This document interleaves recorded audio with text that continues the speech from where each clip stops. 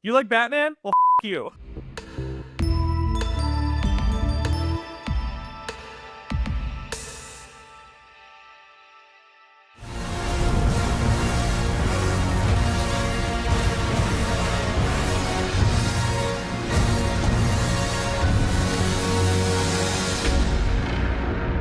I love Batman, and I want to talk about it today. Yes, I love Batman. Why I love Batman is probably the same reason literally anyone else in the world loves Batman. It's a power fantasy with his roots in Zorro. Who doesn't want to be rich? Who doesn't want to beat up bad guys? Who doesn't want to, have a butler who you get to boss around and tell him to make grilled cheese sandwiches?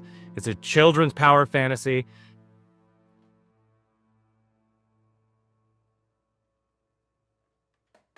No one was there. Like, comment, and subscribe. When that light hits the sky, it's not just a call. It's a warning. I own a small fortune of comic books, with at least a third of my library being dedicated to him. I like to consider myself an unofficial historian of the character. So you'd be surprised to hear that the 2022 film, The Batman, wasn't my favorite. Today you're going to listen to a man-baby explain with evidence-backed research why this film was mid-AF, as the youth would say. Overall, I enjoyed the aesthetic and presentation of the film, but ultimately it left me thinking of other superior interpretations to similar storylines instead of mixing the ingredients together properly and allowing something new to form. The performances all around were solid. Riddler, Penguin, Catwoman, Gordon were all cast perfectly, even though it seems like the actor who played Jim Gordon was paid extra for every time he said the word man. The real breakout role, in my opinion, was Alfred. Andy Serkis is a staple of Hollywood, and for good reason. Even though he's only in a handful of scenes, each time he shows up, you can truly feel the pain swaying behind his eyes. Most other Alfreds just show up and turn up the snark. Alfred, stop. You're not my father. I'm well aware. While most of the cast shines through, there's an albeit small role that is a touch lackluster and vapid. The character of Bella Real is the up-and-coming mayoral candidate attempting to rid Gotham of its corruption. The actress who plays her doing a fine job, though the direction the character is taken simply comes off as hollow and undercooked. The character works as a symbol of hope for a safer, more fully realized Gotham, but she's given such little to do with no tangible plan to rid Gotham of its corruption. Ultimately, she comes off as more of an afterthought instead of an integral piece of this puzzle. You really could be doing more for this city.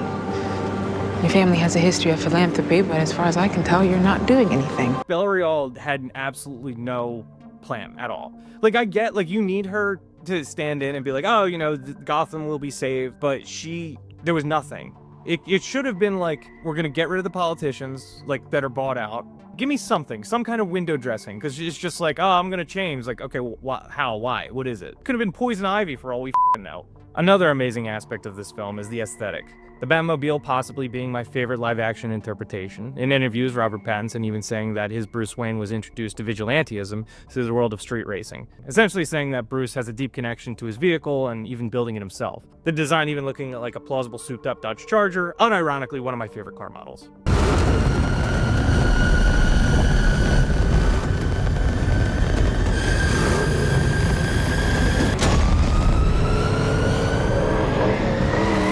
And although it's cliche to say, the city of Gotham feels like its own living, breathing world.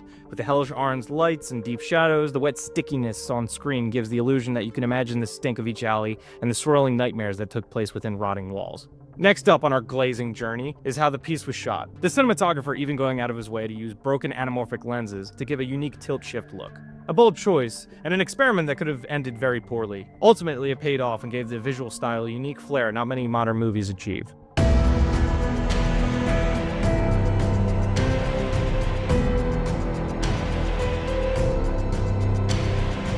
I think aesthetically, this is the most Batman's ever Batmaned. It looks like it's straight out of Seven. It is a heightened reality. Obviously, it is not even close to where we are in the real world. It's nearly impossible for it to exist. It's gross. It's disgusting. It's exactly what Gotham needs to be, visually.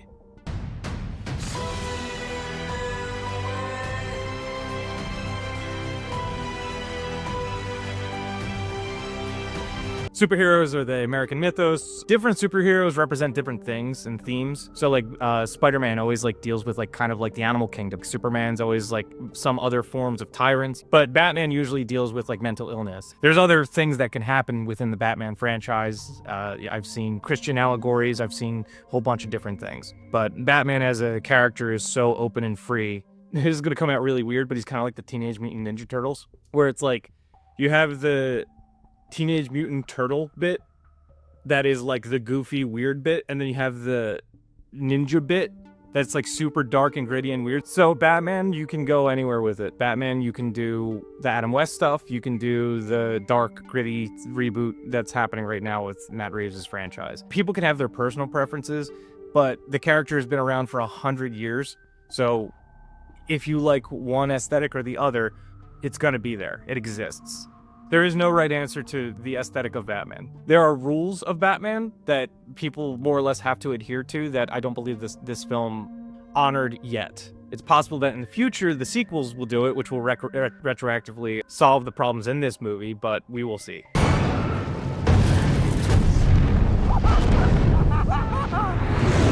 Anamorphic lenses, from what I understand, they just have a very rich, wide picture palette, I guess you can call it. It's just a very large image. They use broken anamorphic lenses. In fact, in one of the scenes where it's raining, there was water that got inside of the lens. And Matt Reeves is like, just go with it, which is a cool thing. Could have been an experiment that ended so poorly. They're using really expensive equipment and they're just putting broken crap on the cameras. But the anamorphic lenses, they were bigger in the 70s and 80s.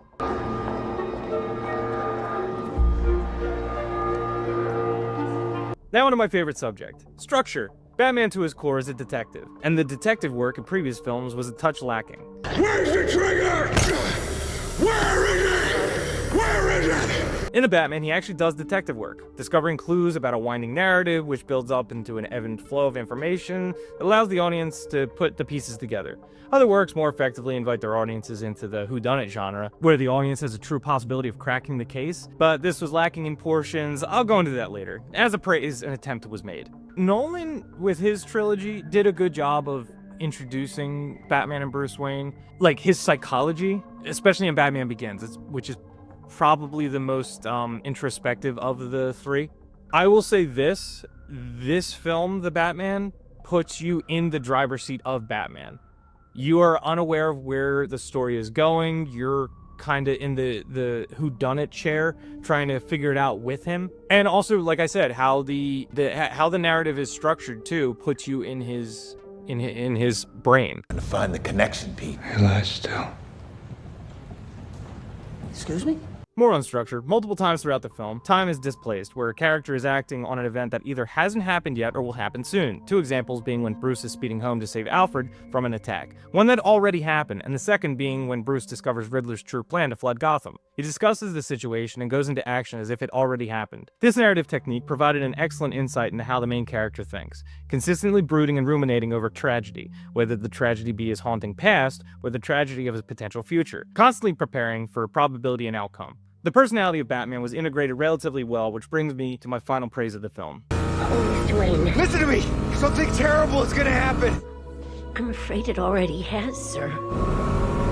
The introduction to Batman in this film is the best I have ever seen. Using the previously mentioned techniques and ingredients, the filmmakers took all the right steps to both introduce us to the new interpretation of the character, but also remind seasoned fans why this character has been culturally irrelevant for almost 100 years.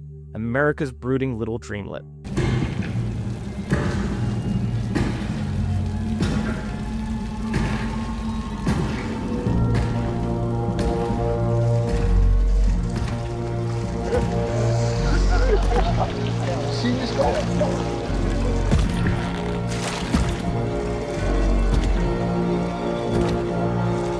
That introduction of Batman is like, if somebody were to be like, who is Batman? That's it. That's 100% it. I think it's like maybe 8 minutes or something like that. But like, he's dark, he's brooding. It's justified. The tactics he uses and why he uses them is you perfectly infer why he's doing it. For the dark and brooding Batman, that's the perfect introduction. Obviously, you got the Adam West stuff with him throwing bombs at ducks.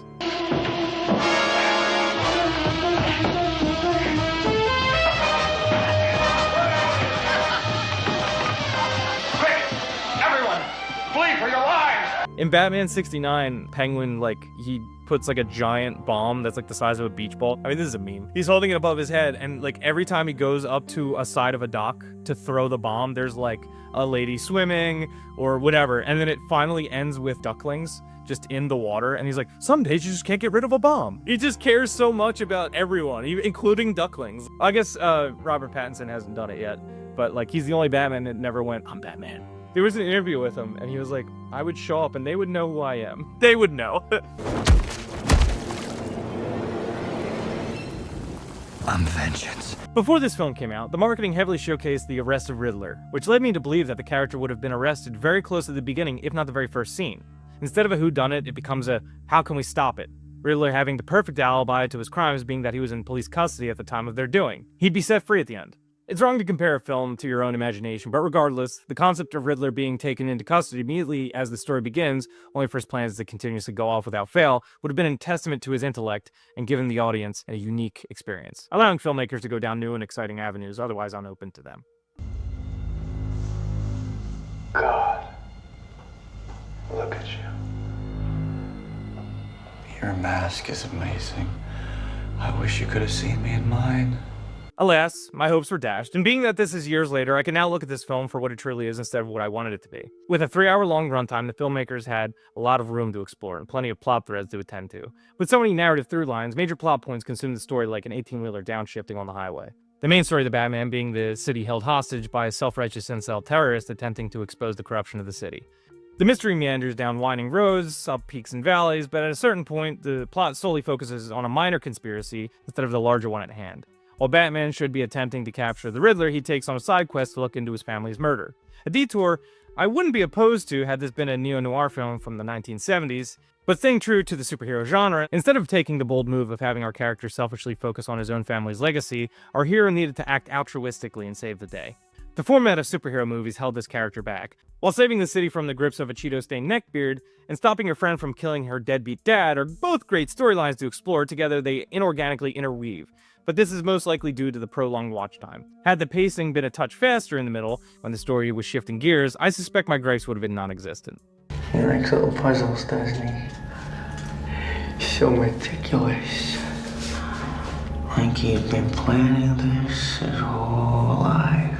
I don't think they introduced Carmine Falcone soon enough in the movie. Had he been in the opening bit of like Batman being like, I'm the darkness, I'm the darkest dark person who's ever been dark, and we see Carmine Falcone like kind of manipulating the city, it's not a secret that he was doing it. It's just it was introduced midway through. To a Batman fan, we know he's there. We know that he exists in this world, and we know his storyline, but like at the same time, it's like he's introduced too late in the game for you to like care, because you're like, okay, there's this whole Riddler thing going on. And then they do a sidestep, and they're like, oh, by the way, The Godfather. We're switching the channels for a couple minutes to play The Godfather for you. It's like, but I was watching the Batman. Can we watch the Batman instead? I would rather watch the Batman. And then like at the end of the movie, it's just like, oh, by the way, it's that we turned The Godfather off now. It's like, well, can we just pick a lane? I get that they wanted this to be like a personal story for Batman, so that like, oh, you know, okay, the Riddler thing is happening and we got to save the city, but like, we're going to make it a little more personal than that. That's cool. That's great. I got nothing wrong with that. Another thing I also like about this movie, some other movies, like, they just don't make the Wayne's murder ambiguous enough. Like in Batman 89 with Tim Burton, they make it so that Joker is 100% the one who kills his parents. That kind of cheapens the character. The lore of Joe Chill being the one that kills his parents, who's just like some rando criminal that we don't know the full motive of, seasons the Batman character in a way more interesting way than like knowing the true conspiracy behind it. If you don't know the true motivation for Joe Chill killing the Waynes, then that means all crime's on the table. If it's a gangster who kills the Waynes, then Batman's going to target organized crime. If it's like junkies, then that's what Batman's going to do. But if it's just this vague threat, Batman's going to go after the vague threat, which is all crime. It is cliche to say that the city of Gotham is its own character, but it kind of, like in the comic books, it does have its own soul. In the comics, they even address that there is like this weird presence that just like clouds the city and they don't know what it is. It's not like necessarily a god or anything. It's not like some form of a deity, but it's just this weird cosmic horror threat of doom kind of thing. In one comic, I think it's Death of the Family, So one of the Robins asks Batman, and he was like, hey, listen, like, this was really bad. The Joker did a lot of crazy shit. Why do you not kill the Joker? Because this was, like, the worst. And Batman's like, listen, if I kill him, Gotham's gonna spit something worse back. You gotta just, like, pluck the weed and maintain it. Because it's just gonna get worse. Maybe he's got a grudge against you, too. Maybe you're the main course. This next criticism is verging on CinemaSins, but when Selena wanted to break into the Iceberg Lounge and kill her father, Carmine Falcone, what was Batman's plan? She literally ran out of there with a gun. Meanwhile, Batman's taking an extra 15 minutes to cut the power to make a theatrical entrance. Why even cut the power? Why waste valuable time? Break through the window, grab the girl, wreck shop. It's not like he didn't know where Falcone lived. Cutting the power provided no additional support or cover. Just like your mother. It doesn't make sense. It's so stupid. Why? Why did he cut the power? They were shooting him down the hall. It literally provided no additional support. It just wasted time for him. He could have broke through the window. He knew where Carmine Falcone was. He could have broken through the window. A plethora of other ideas that could have happened. Batman as a character fights mud monsters and assassins from Mesopotamia. Outlandish concepts aren't foreign to this world, but the tone and general reality of this new iteration is arguably more grounded than anything we've seen previously. My next criticism is more coming from a place of confusion. The eye contact video recorder. I'm sure some weird CIA tech historian can argue, oh, well, based off of this technology, one could conceive of blah, blah, blah, blah, blah. No, shut up. Batman's a practical man, and limiting his eyesight to slow, methodical movements, when in reality he's an armored, brutal street fighter, makes no sense. You expect me to believe that this bargain bin Kurt Cobain is going to stab a battery into his eye every single day instead of just mounting a camera into his pointed ear instead? Literally makes no sense. How is it powered? Where's the lens? It's stupid. Oh, but John, in the film, Catwoman needs a hidden camera in the clubs of... Make it a necklace! This movie is so grounded otherwise. Why introduce a weird piece of tech that takes people out of the experience? That's probably my biggest issue for this movie. And, like, I know that I sound like a nut. And also, it's like, it's shot in, like, 1080p or something like that. It's a... Like, what is that? That's so crazy. Because I know cameras enough, the technology is just so bizarre to me. Like, I understand that, like, okay, the Wayne Corporation is always on the precipice of technology, but that is so weird and foreign that it's irrelevant. Also, even if it did exist, Batman wouldn't use it anyway, because when he's looking at the crime scene in the beginning of the movie, like, the way his eyes are moving are, like, very slow. And if you ever mounted a GoPro to your head, you will understand how incoherent that footage is. The fact that he doesn't mount it to another part of his body, it's just it's so stupid. I know I sound like a crazy person and this is irrational hatred, but, like, take that out and I would be... Actually, if you were to take the eye contact out, I would probably love this movie. That might have been it, because it's just that, and it just infected everywhere else. So I'm like, there's no internal logic, whatever. These guys have a little problem with eye contact, don't they? Now for the piece de la résistance. The Batman of the hour, Robert Pattinson. He's an excellent actor with many notable roles. One of my favorites being Connie from Good Time. When Twilight Boy was cast, much like Brokeback Mountain Boy and the bad guy from Gladiator Boy, everyone hated the idea. Well, movie's out and you did a fine job. Though I have a lot of practical issues with the functionality of this iteration. Bulletproof Batman doesn't work. Yes, I understand there are different suits he uses in different scenarios, The Dark Knight Returns being one of them. Batman is multiple things at once, a detective, a warrior, and for this segment, we'll talk about him being a ninja. Usually in comic books, he's seen in light clothing or light armor, so he can maintain his strength and still be stealthy. And by and large, the character is known to wear a bright yellow, heavily armored target on his chest to draw people's eye in gunshots, making it so he can take an explosion point blank to his face and walk through a hall of gunfire unscathed lowers the stakes. This was especially poignant when at the end of the film, Batman is about to take a 12-gauge shotgun to the skull, and my only thought was, wait, his suit's bulletproof, but the most delicate part of his body isn't? Wait, what? Batman is a great hero because of his vulnerabilities.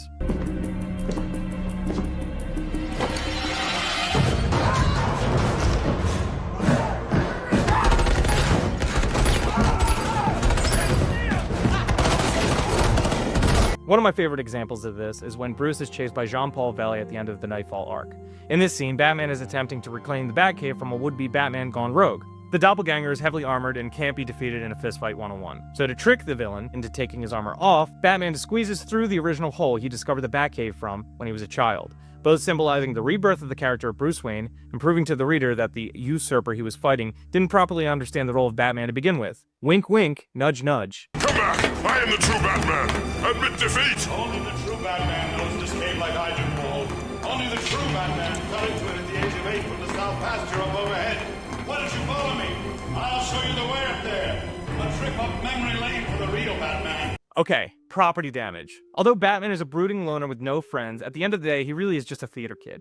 Most comic book movies sacrifice humanism for spectacle, and this is no different. But when watching property damage and carnage so violent and beautiful occur, the hero that notoriously doesn't use guns comes off as callous in a way that is not defendable. Batman can be a flawed character, but his intentions are always admirable. You might not agree with his methods, but he always wants to help people and do what's right.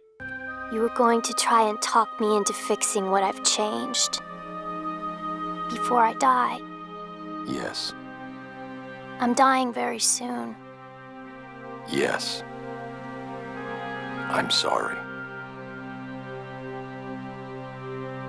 Could you stay with me? I'm scared.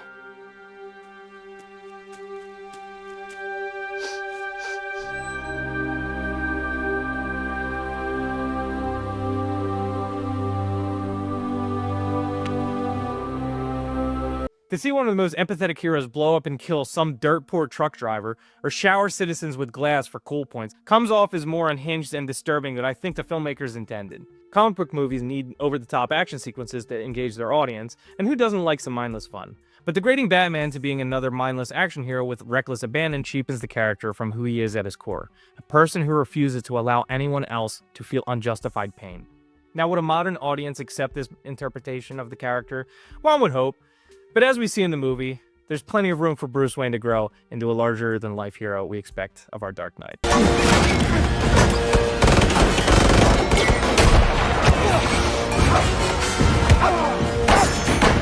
I love Batman. I know I sound like a pathetic neckbeard. I know I sound like the Riddler. Actually, I am the Riddler in this situation.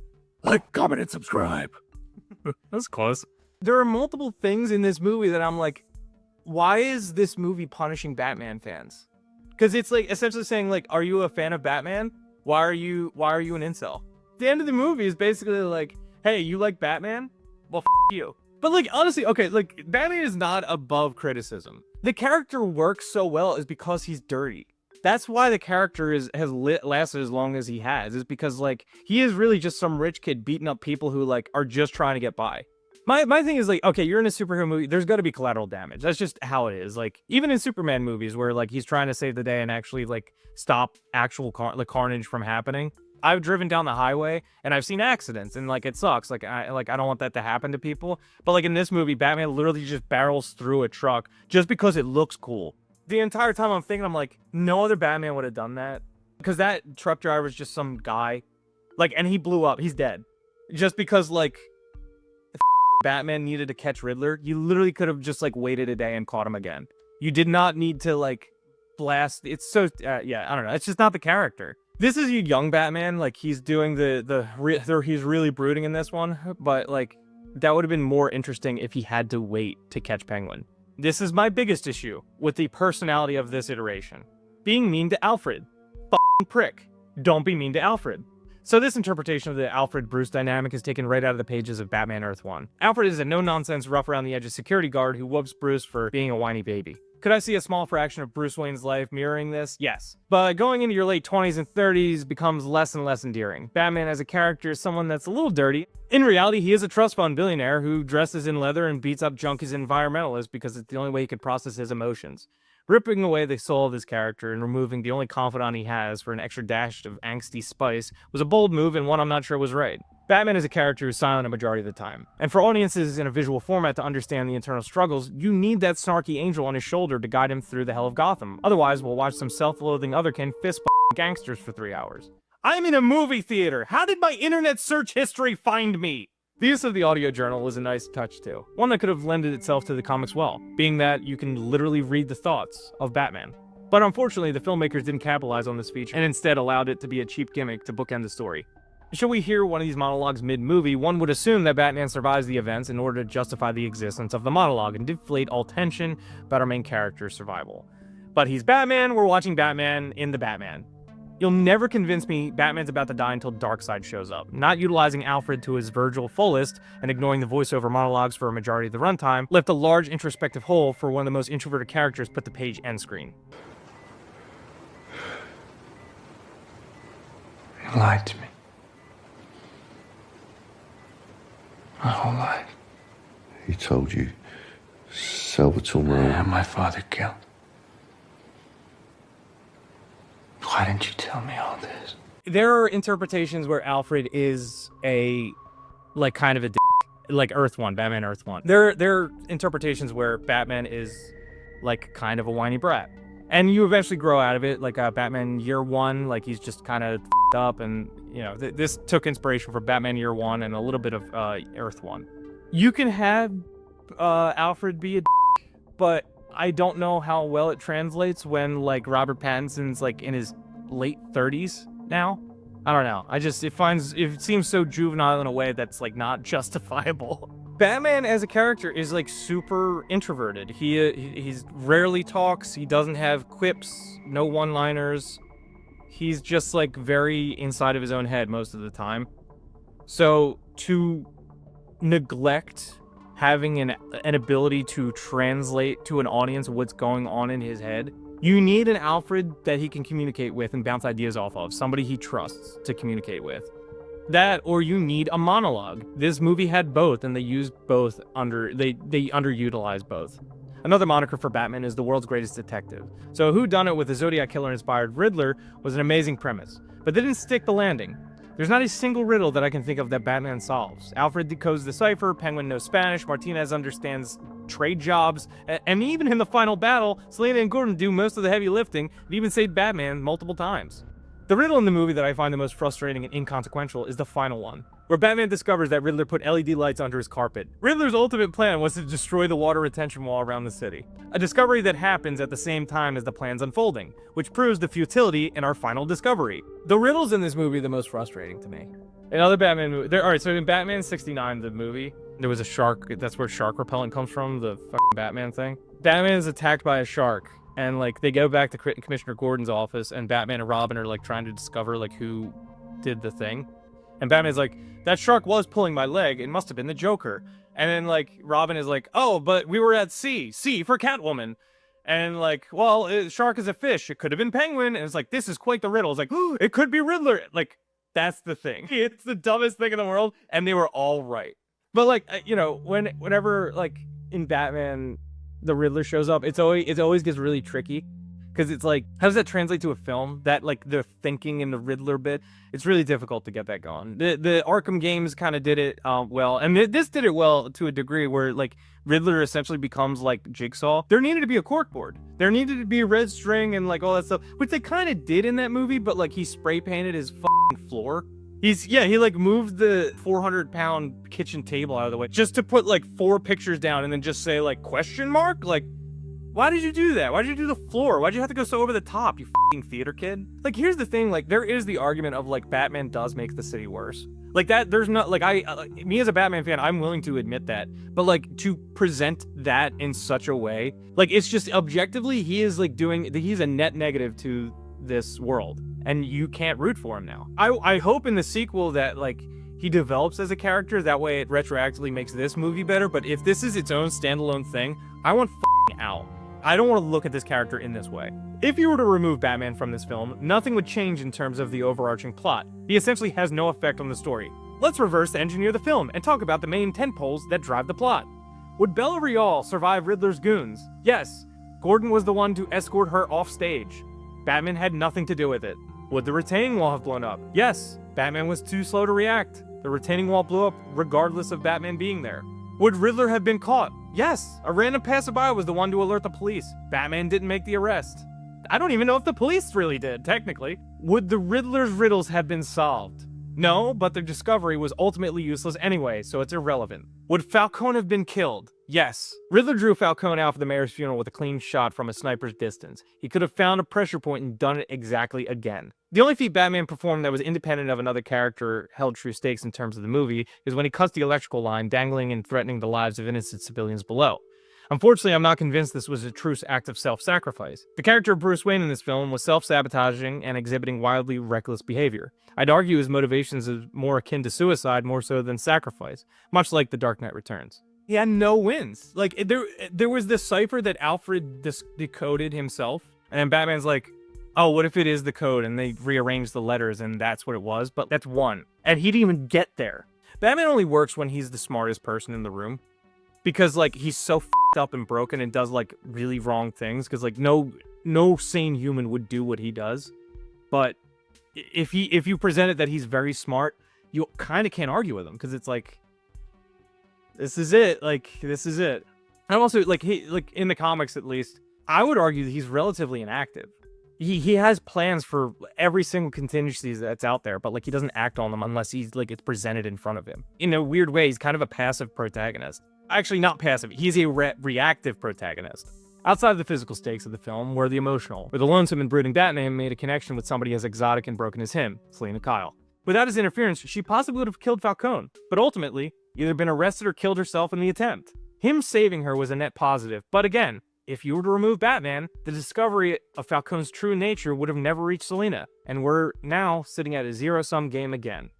Being that Batman seemingly had no positive effect on any of the characters we wanted to see succeed in the film, let's talk about those we didn't want to see succeed. Riddler and his goons. Riddler said he was in fact inspired by Batman, and a goon at the end of the film said, "I am vengeance," just like Batman had been using as his slogan. That just shows how ineffective and futile the attempts Batman made are, only proving his quest for justice was a farce and had the inverse effect he wanted. With all that being said, Batman as a character in this film is a net negative. It's an interesting Elseworlds rendition of the Batman, but an improper example of the Caped Crusader we expect to see. I could see this being an example of a proto-Batman to any other franchise installments, which is why it's incredibly frustrating to think about how little our titular character affected the plot outside of literally inspiring and motivating the villains off-screen. Whether this was done intentionally to deflate people's love of the character or a byproduct of a plan that has yet to be seen is hard to tell. Bad guys in superhero movies getting captured intentionally has been a pretty big trope, and one that's become all too common. The reason for Riddler's self-incarceration is f***ing baffling to me. You wanted a view? What? Riddler as a character in this film is methodical, meticulous, and 20 steps ahead of every other character. I can see the argument that he expected to get caught because his crimes were so public, but the motivation for his perfect plan was to get caught eating pumpkin pie so he can safely watch an explosion from a heavily caged tiny asylum window. It diminishes the character in its final act for no other reason other than the movie has to end. The option to allow Riddler to escape authorities wouldn't have sat well with the studio executives or audiences alike, being that they want power fantasies and toy sales. No other character was smart enough to challenge or capture him. The writers got themselves caught in a corner they couldn't figure their way out of and left a Batman-sized hole in this Batman film. No matches on prints, DNA, dental, clothing is custom, no labels. Well, let me know if Real Power wants a magazine or something. But then you always wear a slippery one. Maybe that's why you liked me so much. This movie was inspired by a whole bunch of stuff. You got Chinatown, Seven. Obviously, you got Zorro. The original inspiration for Batman was Zorro. You got 1984. There was a contraption, rats inside of a contraption for somebody's head. References to Saw, Halloween. There's a scene from Halloween that was just stripped out completely. Clute, a whole bunch of Goodfellas, Serpico. Like, there's a whole bunch of stuff that was like wrapped into this, and like things that I really do enjoy. And even better yet, there were comic books that were like referenced inside of this. You got No Man's Land, Year One, Long Halloween, Hush, Earth One, the Venom story arc, which is really fascinating. It is so dense with references. I'm just upset that it wasn't a proper cocktail of these things. It feels like it wasn't mixed well enough, and there was just still clumps of stuff that I can feel. I was watching a Batman movie, but it made me want to watch something else. They referenced Seven in Batman, and I'm like, I'd rather watch Seven right now. Or they referenced Chinatown, and I'm like, I would rather watch Chinatown right now. I love Batman. I love Batman movies. It's just this did not feel like it was doing its own thing. It felt like there were old cars that like nobody had driven in a long time, and Matt Reeves was just taking parts and trying to reassemble, and kind of like what the Batmobile is. All the references made in this movie to other movies, I love those movies. But the thing is, it's like, there was too many of them. Where it was like, it felt like, if you're going to reference it, just be your own thing. And it wasn't like a tongue-in-cheek, like, oh, like a nod kind of thing. It was a blatant ripoff.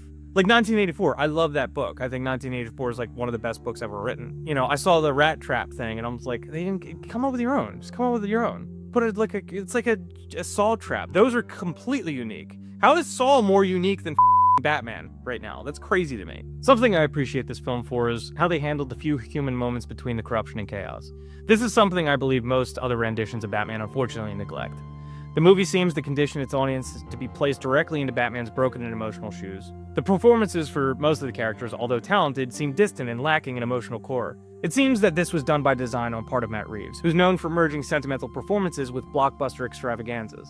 The most human and endearing moments in this film are between fathers and sons. Riddler's first victim is seen playing with his son before he's brutally murdered. Although we find out about his corruption, we're meant to sympathize with this imperfect character. Another example is when Coulson intentionally sacrifices himself for the love of his family, a heroic moment for an otherwise despicable character. And obviously we have the strained relationship between Alfred and Bruce, which we will hopefully develop in additional installments. But all of these elements are haunting reminders of Bruce's past on a subconscious level. Essentially, the movie is designed to intentionally punish the viewer whenever we perceive a father figure as being altruistic, and again making us think just like the Bat.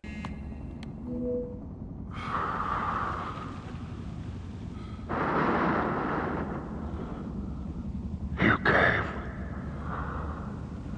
Who are you? Me. Nobody. I'm just an instrument, here to unmask the truth. Batman as a character is judged more harshly than most other comic book characters, and that's most likely because of his source material. His villains being a dark reflection of different aspects of his personality, Riddler being his intellect, Two-Face being his duality, and so on. There have been many takes on the character, and more to come, which means that there are multiple measuring sticks at a variety of heights. Utilizing Riddler as our villainous introduction in this world was a wise choice and created unique similarities between the protagonist and antagonist, both being orphans who journal and, according to Robert Pattinson in an interview, are most likely virgins. We see their binocular POV throughout the film, and their parallel tales are about unrequited love. Where Riddler loves Batman and sees him as a partner, Batman sees Selina as a partner, and even getting unjustifiably aggressive towards her when he perceives her betrayal. Him thinking she's working or sleeping with the mobster Falcone. This is where Batman and Riddler differ though. Once they discover the apple of their eye isn't what they believe them to be, Riddler thrashes and clings on to his obsession until it becomes cancerous, and Batman allows his walls to crumble and accept the harsh reality of life, saying goodbye to his crush and allowing her to explore her own individuality.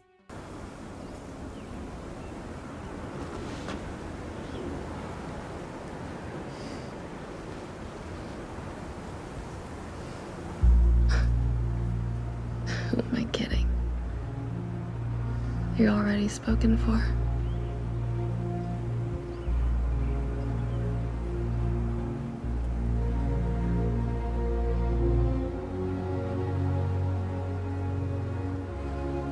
You should go.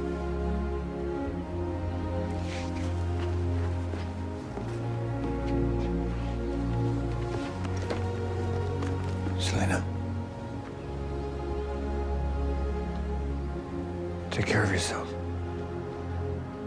As a whole, The Batman is a decent source of new age entertainment, with roots in both comic books and neo-noir films from the 1970s. During the experience, the film washes over you like a warm blanket, but once it's over, you're left cold and empty, as if you didn't really watch anything at all. As an experience, this has more in common with a mood board than any actual film. It had interesting images, the idea of a premise, and most importantly, the promise of a future. As an individual work of art, I can't say that one way or the other this will last the test of time. I hate to say it, but the sequel will be what makes or breaks this film.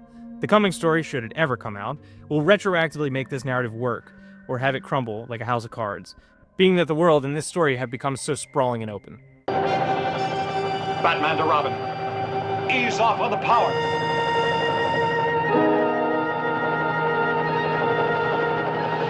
Be sure to like, comment, and subscribe. It's a good iced tea. It's a fine year of iced tea. Yeah, guys. All right. So, yeah, I really like Batman. If you like the movie, like every movie review, just like, if you like the movie, just fucking like the movie. Like, just like it. Don't listen to anyone other than yourself. I see this as an exercise in like storytelling. More so than anything, I get to talk about like my favorite things in story structure. So, that being said, if you hate my face, be sure to comment below. See you next time, I guess.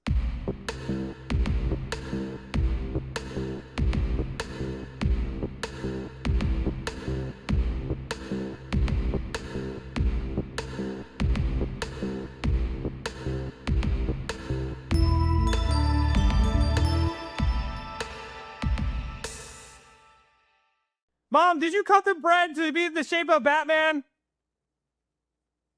I'll be right there.